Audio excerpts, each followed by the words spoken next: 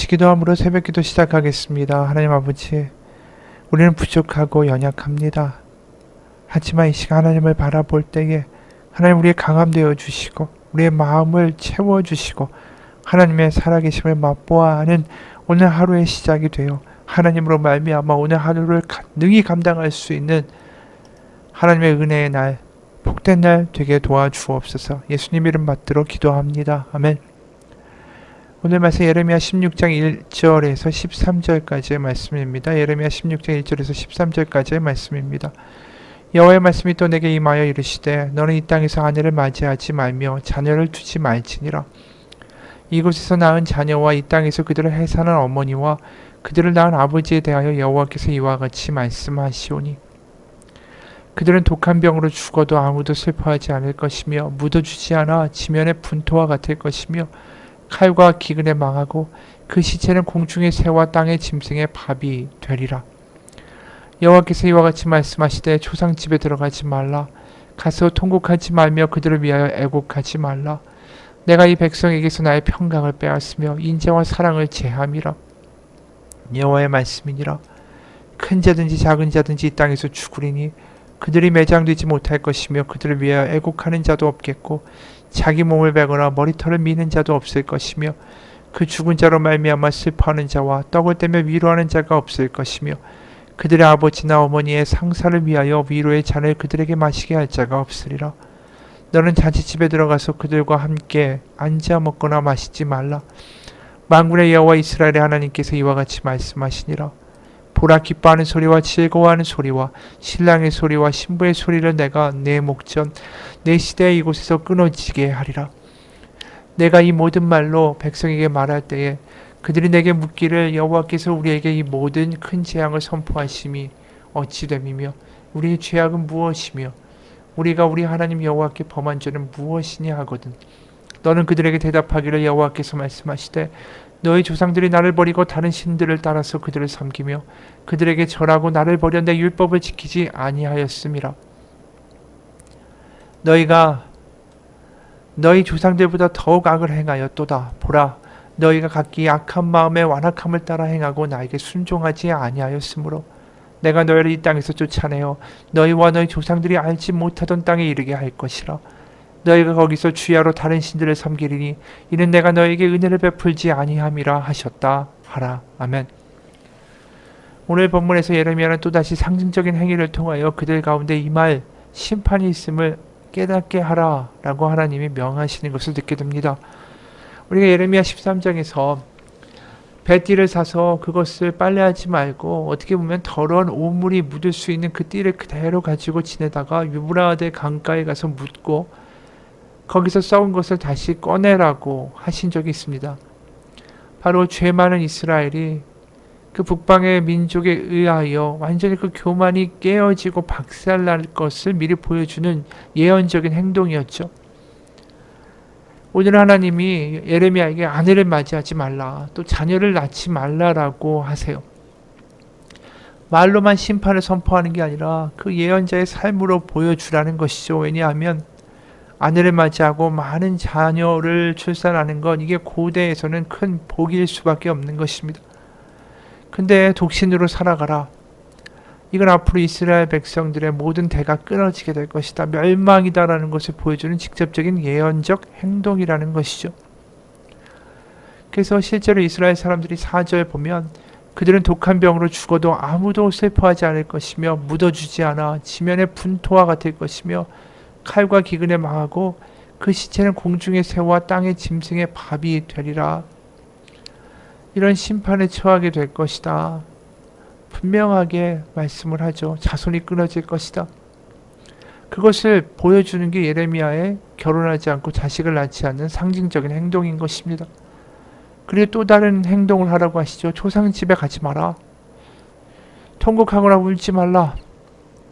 왜냐하면 앞으로 너무나 많은 이들이 시체가 수북이 쌓여 장례조차 치르지 못하는 그러한 끔찍한 일을 겪게 될 것이기 때문입니다. 6절에 이렇게 말씀하죠. 큰 자든지 작은 자든지 이 땅에서 죽으리니 그들이 매장되지 못할 것이며 그들을 위하여 애곡하는 자도 없겠고 자기 몸을 베거나 머리털을 미는 자도 없을 것이며 그 죽은 자로 말미암아 슬퍼하는 자와 떡을 떼며 위로하는 자가 없을 것이며 그들의 아버지나 어머니의 상사를 위하여 위로의 잔을 그들에게 마시게 할 자가 없으리라. 그러니 당연히 잔치집도 결혼식도 그 어떤 기쁨의 자리에도 참여하지 말라고도 하시죠.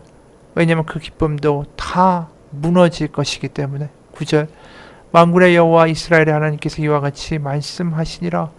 보라, 기뻐하는 소리와 즐거워하는 소리와 신랑의 소리와 신부의 소리를 내가 너의 목전 내 시대에 이곳에서 끊어지게 하리라. 예레미야가 아직 이것들을 전혀 예상도 못하고 평강하다 평안하다 이런 말에 도취되어 살아가고 있는 회개할 줄 모르는 이 백성들 앞에서 이런 행동들을 해 나갈 때 세상 사람들은 예레미야를 굉장히 이상하게 볼 것입니다. 잔치집에도 가지 않죠. 상갓집에도 가지 않고 기뻐하지도 슬퍼하지도 않고 아내를 맞이하지도 않고 자식을 낳지도 않은 채 그저 예루살렘과 유다의 멸망만을 이야기하는 사람, 그 사람을 누가 가까이 하고 싶겠어요? 자기 귀에 듣기 좋은 이야기를 하는 사람을 만나기를 원하지, 이상한 행동을 하고 저주를 이야기하고 멸망을 이야기하는 사람을 누가 가깝게 하고 싶겠습니까? 그래서 실제로 예레미야 15장 17, 18절에 보면 예레미야가 이런 고백을 합니다. 예레미야 15장 17, 18절 저는 웃으며 떠들어대는 사람들과 함께 어울려 즐거워하지도 않습니다. 주님께서 채우신 분노를 가득하는 채로 주님의 손에 붙들려 외롭게 앉아 있습니다. 어찌하여 저의 고통은 그치지 않습니까? 어찌하여 저의 상처는 낫지 않습니까? 주님께서는 흐르다가도 마르고 마르다가도 흐르는 여름철의 시냇물처럼 도무지 믿을 수 없는 분이 되셨습니다. 예레미야는 당황스러운 거죠. 세상 가운데 외롭게 앉아 있는 거예요. 그 고통은 끊이지 않습니다. 하나님이 하라는 행동은 너무나도 때로는 기이하기 때문에 그 일을 감당할 만한 예언자의 능력이 없는 것입니다. 그러한 일들을 예레미야는 겪고 또 사람들에게 수치를 당하고 사람들이 얼마나 고깝게 보며 저주를 하겠습니까? 그래서 10절에 보면 이런 말씀이 나오죠. 네가 이 모든 말로 백성에게 말할 때에 그들이 너에게 묻기를 여호와께서 우리에게 이 모든 큰 재앙을 선포하심은 어찌 됨이며 우리의 죄악은 무엇이며 우리가 우리 하나님 여호와께 범한 죄는 무엇이니 하거든. 한마디로 우리가 무슨 죄를 졌냐, 우리가 무슨 여호와에게 범죄를 했냐, 우리 여호와께 제사할 거 다 지키고 안식일도 다 지키고 근데 왜 큰 재앙이 있을 거라고 쓸데없는 소리를 하냐, 이렇게 예레미야에게 와서 따질 거라는 것이죠. 그럴 때 하나님은 예레미야에게 이렇게 대답해 주라 하시는 거예요. 세번역 11절부터 13절입니다. 너는 그들에게 대답하기를 여호와께서 말씀하시되 너희 조상들이 나를 버리고 다른 신들을 따라서 그들을 섬기며 그들에게 절하고 나를 버려 내 율법을 지키지 아니하였음이라. 너희가 너희 조상들보다 더욱 악을 행하였도다. 보라, 너희가 각기 악한 마음에 완악함을 따라 행하고 나에게 순종하지 아니하였으므로 내가 너희를 이 땅에서 쫓아내어 너희와 너희 조상들이 알지 못하던 땅에 이르게 할 것이라. 너희가 거기서 주야로 다른 신들을 섬기리니 이는 내가 너에게 은혜를 베풀지 아니함이라 하셨다 하라. 그들의 포로로 나라가 멸망할 것인데 그 원인이 뭐냐 하면 너희는 스스로 나는 죄가 없다, 나는 할 거 다 했다 이렇게 이야기하지만 너희가 너희 조상들보다 더 악하다라는 거예요. 11절에 보면 이런 동사들이 연이어 나오죠. 마음이 완악해서 하나님을 버리고 다른 신들을 따랐고 그들을 섬겼고 절했고 하나님을 버렸다라는 거죠. 참 무서운 이야기 아닙니까? 이렇게 하나님이 보실 때는 끔찍한 죄들을 버린 거 아닙니까? 마음이 완악했고 하나님 버렸고 다른 신 따랐고 다른 신에게 섬기고 절하고 그랬다. 그런데 정작 자신들은 내가 무슨 죄가 있냐, 내가 왜 재앙을 받아야 되냐, 내가 여호와께 죄를 범한 적이 없다 이렇게 이야기하고 있다라는 거예요. 자신들의 죄에 대해서, 자신들의 문제에 대해서 전혀 인지하지 못하고 있다. 이게 정말 놀랍고 무서운 이야기라는 것이죠. 맞습니다. 마음이 완악해지고 딱딱해지면 스스로가 잘못된 길을 가고 있고 죄를 짓고 있는데도 그거를 인지를 못합니다. 예레미야가 아무리 선포를 해도 그게 들려지지 않아요. 나는 잘못한 게 없다라는 거죠. 그러니까 우리가 이사야의 예언이 그들이 들어도 듣지 못하고 보아도 보지 못할 것이다. 그런 이야기를 이사야를 통하여 하나님이 하신 거죠. 멸망하는 이스라엘 백성에게. 또 예수님은 이 땅에 오셔서 이사야 예언을 가지고 또 반복하셨어요. 마태복음 13장 14절에 보면 마태복음 13장 14절에 이사야 예언이 그들에게 이루어졌으니 일렀으되 너희가 듣기는 들어도 깨닫지 못할 것이요 보기는 보아도 알지 못하리라. 그렇죠? 예수님이 볼 때 너희가 눈이 멀었다. 귀가 멀었다. 너희가 정말 스스로 바리새인들 내가 하나님께 죄를 진 게 뭐 있습니까? 금식하고요. 11조하고요. 구제하고요. 기도하고요. 뭐 하나 하나님 빼뜨린 것이 없습니다. 그런데 왜 내가 문제라고 합니까? 왜 저 예수는 와서 우리가 독사의 자식들이라고 욕을 하게 합니까? 난 잘못한 게 없습니다. 지금 패망을 앞둔 남유다가 하는 이야기하고 똑같은 이야기를 하는 거예요. 죄가 없다고. 근데 예수님이 볼 때는 너무 답답한 거죠. 너희들이 보기는 보아도 보지 못하고 듣긴 들어도 듣지 못하는다. 이사야의 말씀, 예레미야의 말씀 그게 다시 지금 또 너희들에게 이루어지고 있지 않는가. 예수님이 통탄하시죠. 사도 바울도 똑같은 이야기를 해요. 사도 바울도 사도행전 28장 25절 그 이하 사도행전 28장 25절 그 이하 이런 말씀합니다. 서로 맞지 아니하며 흩어질 때에 바울이 한 말로 이르되 성령이 선지자 이사야를 통하여 너희 조상들에게 말씀하신 것이 옳도다. 일렀을 이 백성에게 가서 말하기를 너희가 듣기는 들어도 도무지 깨닫지 못하며 보기는 보아도 도무지 알지 못하는도다.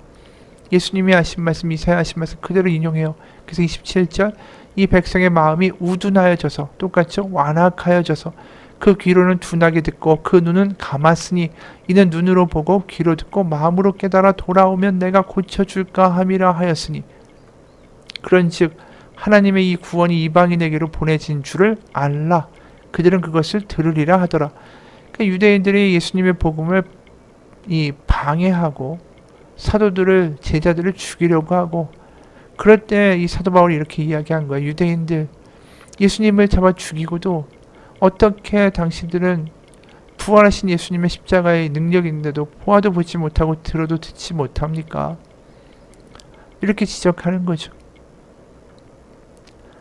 만약에 사도 바울이 우리 바로 앞에 와 있다면 무슨 말을 할 것 같으세요? 예레미야가 우리 앞에 있다면 무슨 말을 할까요? 똑같은 말 아닐까요? 보기는 보아도 보지 못하고 듣기는 들어도 왜 듣지 못하느냐? 여기에 눈앞에 있는 십자가와 예수 그리스도의 부활이 너에게는 도대체 무슨 의미가 있는가? 십자가를 보아도 부활을 보아도 보지 못하고 십자가를 들어도 복음을 들어도 듣지 못하는가? 우리에게 계속해서 이사야의 또 예수님의 사도 바울의 예레미야의 말씀이 울려 퍼지고 있어요. 십자가 부활이 무슨 의미가 있는가? 거기서 하나님의 사랑과 승리와 위로의 평강이 보이고 하나님의 위로의 말씀이 들리십니까? 나를 향한 하나님의 약속과 임재와 하나님이 나를 향한 소망의 말씀이 들립니까? 십자가 부활을 보아도 보이지 않고 느껴지지 않고 들리지 않고 아무것도 마음에 드는 생각이 없습니까? 마음이 완악하다라는 게 그런 거죠. 오늘 예레미야의 말씀, 예수님의 말씀, 사도 바울의 말씀, 이사야의 말씀 그것에 대하여 보아도 보지 못하고 들어도 듣지 못하는 백성의 그 아둔함과 완악함을 우리가 반복하지 않기를 원합니다. 예수님이 나만이 길이고 진리고 생명이다라는 그 말씀. 그래서 십자가 부활을 바라볼 때에 뭔가 그곳에서 하나님의 마음이 보이고 하나님의 사랑이 보이고 하나님의 음성이 들리고 그럴 때 우리의 마음이 부드러운 거죠. 오늘 예레미야가 그 백성들을 보면서 이야기하는, 선언하는 모든 말씀 들으라는 것입니다. 보이라는 것입니다. 우리가 하나님 앞에 그런 들리고 보이는 사람들이 되길 원합니다. 눈이 열려지는 사람이 되길 원합니다. 그래서 하나님 앞에 내가 죄가 없습니다. 내가 뭐가 문제가 있다고요? 난 잘하고 있습니다가 아니라 매일매일마다 나를 돌아볼 수 있는 그런 십자가라는 거울 앞에 나를 비추는 하루하루의 삶이 되기를 주님의 이름으로 축원합니다. 같이 기도하겠습니다. 하나님, 우리가 밖을 나가면서 거울에 내 얼굴과 내 머리를 빗어보고 나의 외모를 비춰보고 머리와 옷과 매무새를 고치기에는 열중하지만 매일 아침마다 십자가란 거울 앞에 나의 영혼을 비추어 보는 데는 게을렀음을 이 시간 고백합니다. 십자가란 거울에 나를 비춰보지 않기 때문에 어느덧 마음은 딱딱하여지고 내 영혼에는 아무런 관심이 없어지고 내 겉모습에만 신경 쓰고 사는 이 어리석음 하나님 용서하여 주옵소서. 나는 문제가 없다. 나는 문제가 없다. 내 스스로 그렇게 말하는 것은 아무 의미가 없습니다. 남유다의 백성들이 우리는 아무런 문제가 없다. 죄를 짓지 않았다. 왜 그런데 잘못된다고 이야기하는가 따지는 것이나 우리의 영혼에 대하여 무감각하여 깨닫지 못하는 우리의 모습이나 같습니다. 십자가라는 거울에 우리의 영혼을 비추어 보고 매일매일마다 하나님의 음성이 들리고 하나님의 사랑이 느껴지고 보여지는가, 우리의 영혼을 점검하며 살아갈 수 있는 하나님의 사람 되게 하여 주옵소서. 예수 그리스도의 이름 받들어 기도합니다. 아멘. 하늘에 계신 우리 아버지 이름을 거룩하게 하시며 아버지의 나라가 오게 하시며 아버지의 뜻이 하늘에서와 같이 땅에서도 이루어지게 하소서. 오늘 우리에게 일용할 양식을 주시고 우리가 우리에게 잘못한 사람을 용서하여 준 것 같이 우리 죄를 용서하여 주시고 우리 시험에 빠지지 않게 하시고 악에서 구하소서. 나라와 권능과 영광이 영원히 아버지의 것입니다. 아멘.